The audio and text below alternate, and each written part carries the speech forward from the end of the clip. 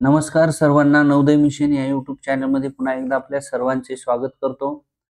चला तर आजच्या व्हिडिओमध्ये आपण प्रश्नपत्रिका क्रमांक 6 यामधील सर्व गणिताची स्पष्टीकरणे पाहणार आहोत. या अगोदर जर चॅनलवर तुम्ही नवीन असाल तर यामधील प्रश्नपत्रिका क्रमांक 1, 2, 3, 4 आणि 5 म्हणजे 1 ते 5 प्रश्नपत्रिका गणिताच्या पूर्ण स्पष्टीकरणासहित तुम्हाला या चॅनलवर पाहायला मिळतील. आजच्या व्हिडिओमध्ये आपण 6वी प्रश्नपत्रिका पाहणार आहोत. चला तर वेळ न घालवता पहिल्या प्रश्नाला सुरुवात करूया. ठीक आहे. तर पहा, या ठिकाणी पहिला प्रश्न दिलेला आहे. 10 ते 20 मधील मूळ संख्यांची बेरीज किती? तर या ठिकाणी आपल्याला 10 ते 20 मधल्या मूळ संख्या पाठ असणं आवश्यक आहे. तर पहा, या ठिकाणी 10 ते 20 मधील 11 अधिक 13 अधिक 17 अधिक 19 या आहेत 10 ते 20 मधील मूळ संख्या आणि या सर्वांची जर बेरीज केली आपण तर उत्तर येते 60. म्हणजेच ऑप्शन नंबर 1 आपलं उत्तर या ठिकाणी बरोबर असणार आहे. ठीक आहे. चला पुढील प्रश्नाकडे वळूया. पुढील प्रश्न आहे आपला 4, 5, 9 या तिन्ही संख्यांनी निशेष भाग जाणारी लहानात लहान 3 अंकी संख्या कोणती? या ठिकाणी 3 अंकी उल्लेख केलेला आहे. याचा अर्थ ऑप्शन नंबर 1 हा आपलं उत्तर येणार नाही, कारण हा 2 अंकी आहे. ठीक आहे. आता या ठिकाणी राहिला प्रश्न हे 3 ऑप्शन. तर यामधील आपल्याला विचारले लहानात लहान 3 अंकी असा प्रश्न या ठिकाणी विचारलेला आहे. आपण या तिन्हीपैकी लहान संख्या कोणती आहे? तर हे ऑप्शन आधी चेक करून पाहायचं. यासाठी तुम्हाला या सर्व कसोट्या पाठ पाहिजे, 4, 5 आणि 9च्या. तर पहा, या ठिकाणी 9 ने भाग जातो, 5 ने जातो, परंतु या संख्येला 4 ने भाग जात नाही, म्हणून हा ऑप्शन कॅन्सल असेल. आणि त्यानंतर याच्यापेक्षा थोडा ऑप्शन आहे मोठा 540 आणि या संख्येला 4, 5, 9 या तिन्ही संख्येने निशेष भाग जातो. ऑप्शन नंबर या ठिकाणी 3 आपलं उत्तर अगदी बरोबर असणार आहे. पुढील प्रश्नाकडे वळूया. पुढील प्रश्न आहे 43 नंबर. पहा, या प्रश्नामध्ये सांगितलेलं आहे 2 मूळ संख्यांच्या गुणाकाराने मिळणारी पुढीलपैकी सर्वात लहान संख्या कोणती? तर पहा, 2 मूळ संख्यांच्या गुणाकाराने मिळणारी लहान संख्या. मग या सर्व ऑप्शन मध्ये लहान 32 आहेत, पण या 32 चे जर आपण या ठिकाणी 4, 8, 32 असं होईल. पण या ठिकाणी प्रश्न नीट लक्षात घ्या, 2 मूळ संख्यांच्या गुणाकाराने असा प्रश्न आहे.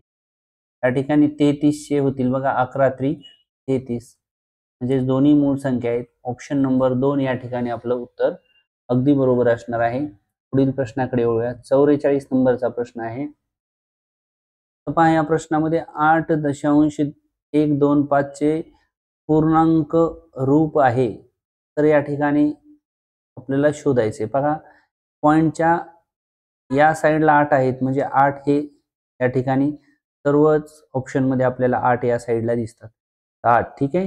आता पॉइंटच्या पुढे आहे 125. तर मग त्याला आपण असं लिहू शकतो 125/1000. ठीक आहे. तर हे 1000 कुठून आले, काय आले हे पाहण्यासाठी तुम्हाला दशांश अपूर्णांकावरील 4 मूलभूत क्रिया, दशांश अपूर्णांकावरील 4 मूलभूत क्रिया हा नवोदयचा धडा जो आहे त्यामधील स्वाध्याय तुम्हाला पाहावा लागतील. या अगोदरच्या आपण प्रश्नपत्रिकेमध्ये हे पॉइंट असल्यानंतर छेदात 1 च्या पुढे किती शून्य वाढवायचे हे सर्व तुम्हाला या ठिकाणी सांगितलेले आहे. जर तुम्ही चॅनलला नवीन असाल तर नवीन अभ्यासक्रमानुसार नवनीतच्या पुस्तकातील सर्व स्वाध्याय तुम्हाला या चॅनलवर प्लेलिस्ट नवोदय अंकगणित मध्ये तुम्हाला पाहायला मिळतील. ठीक आहे. चला तर आता हे तुम्हाला सोडून दाखवतो. 25 5 126 होईल. त्यानंतर 25 चौक 100, शून्याला 0 होईल. परत 5 1 5 5 40 होईल. या ठिकाणी ऑप्शन क्रमांक आपल्याला 8.1/8 हे उत्तर आपलं अगदी बरोबर असणार आहे. ऑप्शन नंबर आपल्याला या ठिकाणी 3 मध्ये हे उत्तर पाहायला मिळते. ठीक आहे. चला आता पुढील प्रश्नाकडे वळूया. पुढील प्रश्न आहे बघा, या ठिकाणी दिलेले 2 छेदात स्टार अधिक 1 छेदात स्टार बरोबर 1. तर 4च्या जागी असलेला अंक आपल्याला या ठिकाणी शोधायचा आहे. तर अशा वेळेस काय करायचं, छेद समान असल्यास, छेद कसा असल्यास, समान असल्यास आपण काय करतो, बेरीज आणि वजाबाकीमध्ये एकदाच घेतो. मग ठीक आहे, याला एकदाच घेऊ आपण स्टार, आणि अंशामध्ये अंशाची काय करू, बेरीज 2 अधिक 1. म्हणजे या ठिकाणी 3 छेदात स्टार होईल आणि याचं उत्तर पण येणार आहे 1. याचा अर्थ याच्या जागेवर कोणता अंक जर ठेवला तर या दोघांचा भागाकार 1 येईल. तर नक्कीच आपल्याला स्टारच्या ठिकाणी किती ठेवावे लागतील, 3. म्हणजे जर 3 ठेवले तर 3/3 म्हणजेच उत्तर येत असते 1. ऑप्शन नंबर या ठिकाणी 3 मध्ये आपल्याला उत्तर पाहायला मिळते. ठीक आहे. चला आता पुढील प्रश्नाकडे वळूया. पुढील प्रश्न आहे बघा, दोन संख्यांचा गुणाकार, या ठिकाणी बघा दोन संख्यांचा गुणाकार 1323 आहे. 1323 आहे. जर त्यातील एक संख्या दुसरीच्या तिप्पट असेल, एक संख्या दुसरीच्या कशी असेल, तिप्पट असेल, तर लहान संख्या शोधायची आपल्याला.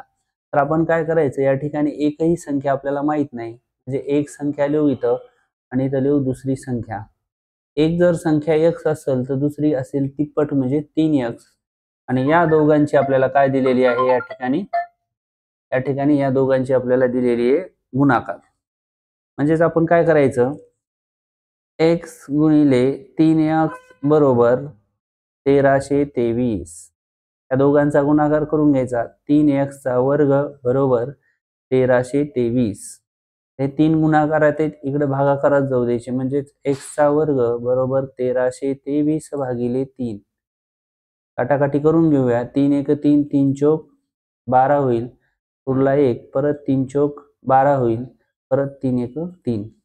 म्हणजेच आपलं x वर्ग बरोबर 400 या ठिकाणी 41 होईल. तर 441 ही जी संख्या आहे, ही संख्या कोणत्या संख्येचा वर्ग आहे हे आपल्याला या ठिकाणी माहीत असायला पाहिजे, तरच आपलं उत्तर या ठिकाणी बरोबर येणार आहे. म्हणजे या दोन्ही बाजूचं आपल्याला वर्गमूळ काढायचे. काय करायचं, वर्गमूळ. तर पहा, x चा वर्ग जो आहे याचं वर्गमूळ निघेल x, आणि ही संख्या आहे 21 चा वर्ग, म्हणजे त्याचं वर्गमूळ निघेल 21. तर पहा या ठिकाणी x बरोबर 21 म्हणजेच आपली लहान संख्या 21 आलेली आहे. जर आपल्याला या ठिकाणी मोठी संख्या विचारली तर 3 गुणिले 21 करायचं होतं. ठीक आहे. तर ऑप्शन नंबर आपलं 1 उत्तर या ठिकाणी बरोबर असेल. ठीक आहे. चला पुढील प्रश्नाकडे वळूया. 47 नंबरचा प्रश्न आहे. एका स्थानकावरून एक गाडी सकाळी 7:45 वाजता सुटते. सकाळी कितीला सुटते, 7:45. ठीक आहे. तर दुसरी गाडी त्याच रेल्वे स्थानकावरून 8 तासानंतर सुटते. तर दुसऱ्या गाडीची त्याच स्थानकावरून सुटण्याची वेळ विचारली. बघा, ही पहिली गाडी सकाळी सुटते, त्याच्यानंतर किती, 8 तासाने.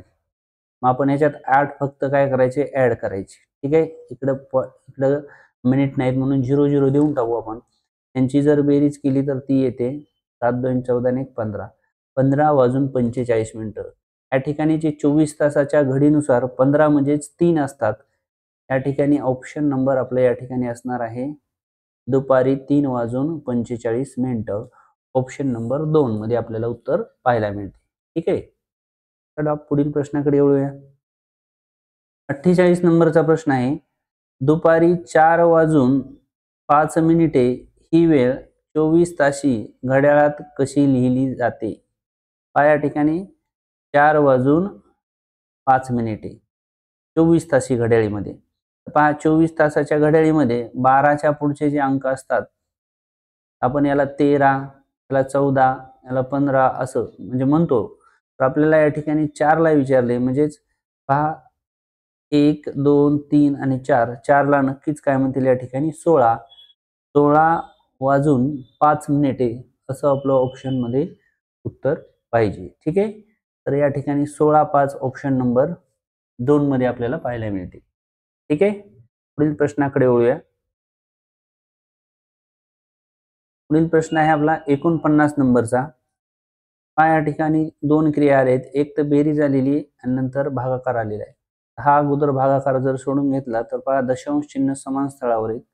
दशांश निघून गेला, 5 1 5, एक उत्तर येईल एवढ्याचं, आणि हे होईल या ठिकाणी 0.5 अधिक 0.5 या दोघांची जर बेरीज केली तर ही येईल बघा 5 आणि 5 10 0 हाचा येईल 1 पॉईंटला पॉईंट 1 ला 1 1.0 येईल. तर पहा आता हा 1 आहे आणि हा 1.0 आहे. या दोघांची जर बेरीज केली तर पहा 1.0 अधिक 1 दोघांची बेरीज येते 2.0 याचा अर्थ 2च. ऑप्शन नंबर 2 मध्ये आपल्याला उत्तर पाहायला मिळते. ठीक आहे. चला आता 50 नंबरच्या प्रश्नाला सुरुवात करूया. पहा या ठिकाणी दिलेले सकाळी 4:40 वाजता घड्याळाचा मिनिट काटा व तास काटा यामध्ये कोणत्या प्रकारचा कोन तयार होतो. या ठिकाणी 4:40 सांगितलेले आहेत. ही घडी असेल या ठिकाणी 12, 6, 3 आणि 9 या ठिकाणी 4 असेल. कुठे 4 आणि 5. तर या ठिकाणी दिले बघा 4:40 म्हणजे 35 आणि 40. बघा या ठिकाणी नक्कीच जर तुम्ही बघितलं तर तुम्हाला या ठिकाणी विशाल कोन दिसतो. कोणता कोन दिसतो? विशाल कोन. ऑप्शन नंबर या ठिकाणी 2 आपलं उत्तर असणार आहे. ठीक आहे. पुढील प्रश्नाकडे वळूया. 51 नंबरचा प्रश्न पहा याच्यामध्ये विचारले 24च्या सर्व अवयवांची संख्या विचारली. पहा या ठिकाणी 24 चे अवयव म्हणजे 24 ला भाग जाणारी संख्या 1 आहे, 2 आहे, 3 आहे, 4 आहे. त्यानंतर 6 आहे, 6 ने त्यानंतर 6, 8 त्यानंतर 9, 10, 11, 12 असेल आणि 24 असेल. तर पहा 24च्या सर्व अवयवाची संख्या 1, 2, 3, 4, 5, 6, 7, 8 ही आहे 8 असेल. पहा या ठिकाणी तुम्हाला याच्यापेक्षा आणखीन अवघड काय प्रश्न विचारला जाईल. 24 चे सर्व अवयव व मूळ अवयव यांच्यातला फरक किती याचं जे उत्तर आहे तुम्ही कमेंट मध्ये करू शकता. पहा थोडासा याच्यापेक्षा अवघड प्रश्न. ठीक आहे. चला पुढील प्रश्नाकडे वळूया. 52 नंबरचा प्रश्न असेल आपला आता. अनिलने 5200 ना एक जुनी स्कूटर खरेदी केली. तिच्या दुरुस्तीवर 800 रुपये खर्च केला. जर त्याने स्कूटर ती 6300 ना विकली तर नफा किती झाला असं विचारले. पहा या ठिकाणी आहे खरेदी किंमत 5200. या ठिकाणी दुरुस्ती खर्च आहे 800 म्हणजेच त्याची एकूण खरेदी किती होईल. खरेदी किंमत अधिक दुरुस्ती या दोघांची बेरीज असेल म्हणजे 5200 अधिक 800 म्हणजेच त्याची एकूण खरेदी किंमत असेल 6000.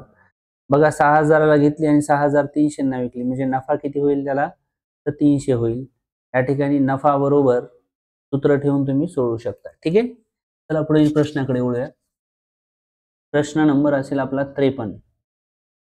53 या प्रश्नामध्ये सांगितलेले बघा या ठिकाणी एक दुकानदाराने एकाच पुस्तकाच्या 1000 प्रती 9999 ला विकल्या तर त्याला 899 रुपये नफा झाला तर त्या पुस्तकाच्या प्रत्येक मूळ प्रतीची मूळ किंमत विचारली.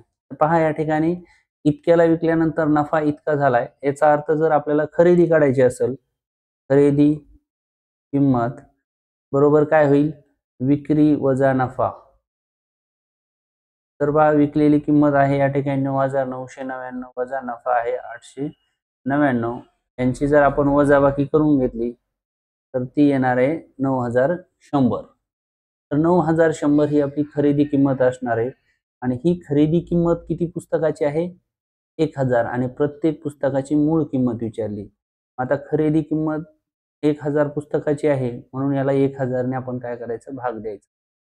1 2 1 2 0 कॅन्सल 91/10 त्याचाच अर्थ 91 जशास तसे उजवीकडून पॉईंट 1 घर 9.1 या ठिकाणी 9.1 हे आपलं उत्तर असणार आहे. या ठिकाणी 9.1 नाही म्हणजे याच्या पुढे आपण 0 दिला तरी काही अडचण नाही. नंबर 2 मध्ये आपल्याला या ठिकाणी उत्तर पाहायला मिळते. ठीक आहे. चला 54 नंबरच्या प्रश्नाकडे वळूया आपण आता.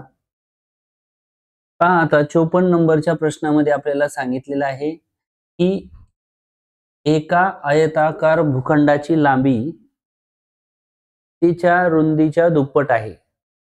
या ठिकाणी पहा लांबीही माहित नाही आणि रुंदीही माहित नाही. पण या ठिकाणी काय सांगितले, लांबी त्याच्या रुंदीच्या दुप्पट आहे. मग आपल्याला रुंदी बरोबर x घेऊ, मग लांबी त्याच्या दुप्पट आहे म्हणल्यावर 2x होईल. ठीक आहे, इथपर्यंत आपल्याला लक्षात आलं. ठीक आहे, तर त्या भूखंडाची आपल्याला परिमिती दिलेली आहे आणि त्याचे क्षेत्रफळ आपल्याला किती म्हणून असं काढायचंय. तर पहा या ठिकाणी परिमितीवरून आपल्याला लांबी रुंदी काढता येईल. मग लिहायचं या ठिकाणी आयताकृती भूखंडाची परिमिती, आयताकृती भूखंडाची परिमिती बरोबर 2 कंसात लांबी अधिक रुंदी. या ठिकाणी 2 ला 2 ठेवूया, लांबीच्या जागेवर ठेवू 2x आणि रुंदीच्या जागी ठेवू आपण x. तर पहा 2x आणि x चा बेदोनी 4, या ठिकाणी 4x होईल आणि x या ठिकाणी प्लसचं चिन्ह राहील बघा. तर 2 गुणिले या ठिकाणी x होईल. मग 2 गुणिले x बरोबर 2x होईल. या ठिकाणी काय झालं 4x आणि 2x. आणि या ठिकाणी आयताकृती भूखंडाची परिमिती 150 आहे म्हणजे या ठिकाणी आपण 150 ठेवून घेऊया. पहा हे 4 आणि 2 6x होतील. या ठिकाणी 6x बरोबर 150 राहील. ठीक आहे, तर हे 6 गुणाकारातले भागाकारात जातील म्हणजेच या ठिकाणी x बरोबर होईल 150 भागिले 6 होईल. किती होईल 150 भागिले 6. यांची जर काटाकाटी केली आपण 6 1 6, 6 दोन्ही 12, उरतील 3, 6 पंचे 30, किती आले 25. म्हणजेच आपलं x बरोबर किती आलं 25 आणि x म्हणजे काय आपली रुंदी आहे, म्हणजे आपली रुंदी किती आली 25. ठीक आहे, आणि लांबी 2x आहे म्हणजे लांबी आली 50. किती आली 50. आता काय सांगितलं या ठिकाणी आयताचे क्षेत्रफळ. नाही तर सूत्र लिहू आपण परत एकदा खाली या ठिकाणी आयताचे क्षेत्रफळ बरोबर लांबी गुणिले रुंदी. म्हणजेच काय होईल आपलं 50 गुणिले 25, 50 गुणिले 25. शून्याला शून्य देऊन टाका एकक सारी, 25 5 1,600 होईल म्हणजेच 1250. या ठिकाणी आपलं उत्तर काय असणार आहे 1250 मीटर स्क्वेअर, जे ऑप्शन नंबर 3 मध्ये आपल्याला उत्तर पाहायला मिळते. ठीक आहे, पुढील प्रश्नाकडे वळूया. पुढील प्रश्न आहे आपला 55 नंबरचा पदावलीचा. तर पहा या ठिकाणी पदावली सोडून घ्यायची आपल्याला. आपण काय करू अगोदर हा कंस सोडून घेऊ. 7 5 35 होईल. 35 आणि हे 11, 35 आणि 11 किती होतील 46. म्हणजेच काय होईल हे 4 गुणिले 46. आता हे भागाकाराचं चिन्ह इथं ठेवू आपण असं आणि ही संख्या जी आहे ती हे छेदात ठेवू असं, म्हणजे सोपं जाते आपल्याला. ठीक आहे, आता हे काटून जर घेतलं आपण तर बे 1 बे होईल, बे दोन्ही 4 होईल, 23 1 23, 23 दोन्ही 46 होईल. मग बे दोन्ही 4, म्हणजेच एवढ्या गणिताचं उत्तर आलेलं आपलं 4. किती आलेले 4. आता हा कंस सोडून घेऊ. तर बघा 3 चौक 12 आणि 14 मधून 12 गेले तर 2 राहतात. या एवढ्याचं उत्तर आलेलं 2. तर पहा या ठिकाणी 4 आणि हे वजाचं चिन्ह आणि हे 2 ला 2, 4 मधून 2 गेले, उत्तर आलं आपलं 2. ऑप्शन नंबर 3 मध्ये आपल्याला उत्तर पाहायला मिळते. पहा या ठिकाणी हे भागाकारातले 23 गुणिले 2 आपण ठेवले. आपण असंही करू शकतो 23 गुणिले 2 46, परत पुन्हा काटाकाटी करावी लागेल म्हणून आपण या ठिकाणी असं ठेवलेलं आहे. ठीक आहे, पुढील प्रश्नाकडे वळूया. 56 नंबरचा प्रश्न आहे आपला. पहा 120 मीटर गुणिले 160 मीटर मितीच्या आयताकृती भूखंडाचे 40 मीटर गुणिले 60 मीटर मितीच्या आयताकृती भूखंडात भाग पाडल्यास किती भूखंड तयार होतील. म्हणजे समजा एक आयताकृती भूखंड आहे असा या मापाचा आणि याच्यामध्ये या मापाचे आपल्याला छोटे छोटे असे पार्ट करायचे. ठीक आहे, तर पहा या ठिकाणी आपण जसं स्टाईलचं गणित सोडवतो किती फरशा बसतील त्याच पद्धतीने हे गणित आहे. तर आपल्याला जे मोठं माप दिलेले ते अंशामध्ये म्हणजेच 120 गुणिले 160 आणि याला भागिले करावं लागेल 40 गुणिले 60. हे 0 0 कॅन्सल, हा 0 हा 0 कॅन्सल, परत 4 1 4, 4 चौक या ठिकाणी 16 होईल आणि 6 1 6, 6 दोन्ही 12 होईल आणि 4 दोन्ही या ठिकाणी 8 होईल. मग याचे किती भाग पडणार आहेत आपले तर 8 पडणार आहेत. ऑप्शन नंबर 4 मध्ये आपल्याला हे उत्तर पाहायला मिळते. पहा प्रत्येक प्रश्न तुम्हाला स्पष्टीकरणासहित दिलेला आहे. त्यामुळे जर तुम्ही या अगोदरचे 5 पेपर पाहिले नसतील तर ते पाहून घ्या. जेणेकरून तुमचा नवोदयला 100% रिझल्ट येईल, त्यासाठीच. चला तर 57वा प्रश्न पाहूया. या ठिकाणी दिले, हरीने 29 दिवसाची मजुरी 2610 आहे हरीची, ठीक आहे. तर त्याची 19 दिवसाची मजुरी आपल्याला काढायची आहे. तर पहा, अगोदर आपण या दोघांचा भागाकार करून घेऊया, म्हणजे एका दिवसाची मजुरी निघेल आणि नंतर आपण त्याला 19 ने गुणूया, ठीक आहे. चालते, ठीक आहे. चला तर बघा आता, 2610 भागिले 29, आपल्याला 29चा पाडा येणं आवश्यक आहे. चला, 29 एक 29, 29 9 261, शून्याला शून्य, म्हणजेच एका दिवसाची मजुरी मिळणार किती आपल्याला या ठिकाणी 90 रुपये. तर काढायची किती 19 दिवसाची, मग याला आपण 19 ने गुणायचं. परत आपल्याला 19चा पाडा आला पाहिजे. 19 9 171, शून्याला शून्य, 1710 रुपये. या ठिकाणी ऑप्शन नंबर आपल्याला 4 मध्ये उत्तर पाहायला मिळते, ठीक आहे. चला पुढील प्रश्नाकडे वळूया. पुढील प्रश्न आहे या ठिकाणी, पंकजला चारूपेक्षा 15 गुण कमी मिळाले. चारूला कांतापेक्षा 5 गुण जास्त मिळाले. तिघांना मिळून 112 गुण मिळाले, तर कांताला किती गुण मिळाले असा प्रश्न आहे. या ठिकाणी आपण सर्वांची नाव लिहून घ्यायची. आधी कांता लिहून घेऊ, त्यानंतर चारू आणि पंकज.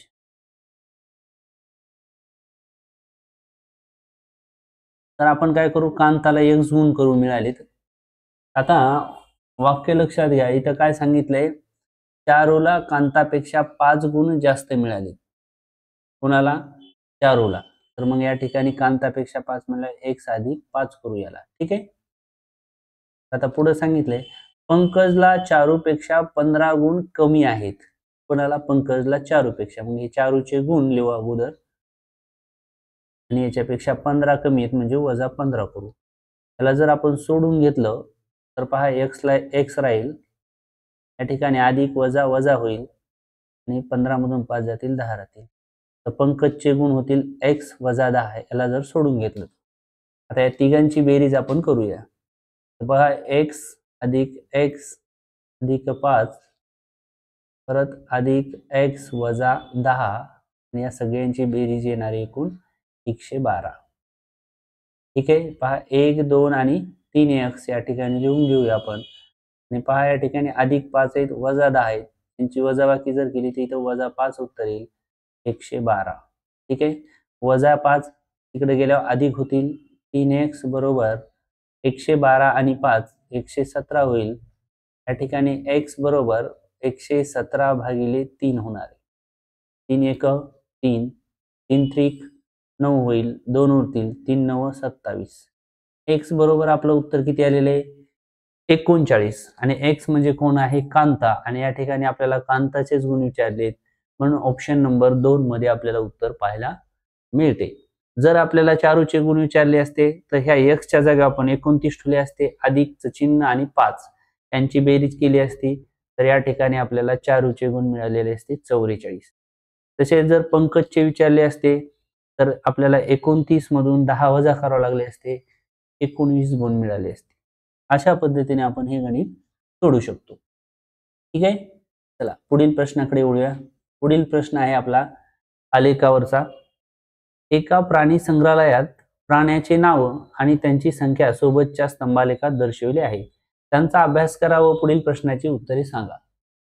प्रश्न आहे, हरिण आणि ससे यांची संख्या वाघाच्या संख्येपेक्षा कितीने जास्त आहे? या ठिकाणी हरिण बघा, हरिण आहे तिथे, तर बघा 24, या ठिकाणी 26 असेल. हरिण किती आहेत आपले? 26. किती आहेत? 26. अधिकचं चिन्ह देऊ. ससे किती आहेत आपले? बघा या ठिकाणी 20. 20 आणि 26 किती झाली? 46, ठीक आहे. आणि या ठिकाणी वाघाची संख्या लिहून टाकू आपण. तर वाघ आहेत बघा 14. किती आहेत? 14. या दोघांची जर वजाबाकी केली आपण तर आपलं उत्तर मिळून जाणार आहे 32. याचाच अर्थ वाघाच्या संख्येपेक्षा 32 ने जास्त आहे कोण? हरिण आणि ससेने, ठीक आहे. चला आता पुढील प्रश्नाकडे वळूया. 60 नंबरचा प्रश्न आहे या ठिकाणी. इथे विचारले, P या बिंदूशी एकूण किती कोन तयार झाले आहेत? तर पहा या ठिकाणी पी बिंदू आहे. पी बिंदूला इथं जर आपण कोणाचं निरीक्षण केलं 1, 2, 3 आणि 4 असे नंबर दिले आणि या सर्वांची जर आपण बेरीज केली तर या सर्वांची बेरीज केली तर काय होईल? 4 अधिक 3 अधिक 2 अधिक 1 त्यांची बेरीज येईल 4 आणि 3 7 आणि 2 9 1 10. या ठिकाणी पी बिंदूशी 10 कोन तयार होतात. ठीक आहे. अशा पद्धतीने आपण प्रश्नपत्रिका क्रमांक 6 मधील सर्वच गणिताची स्पष्टीकरणे अभ्यासलेली आहेत. चला तुम्हाला जर व्हिडिओ आवडला असेल या ठिकाणी तर व्हिडिओला लाईक करा, कमेंट करा, शेअर करा आणि कमेंट करा. चला तर भेटूया पुढील व्हिडिओमध्ये. तोपर्यंत सर्वांना धन्यवाद.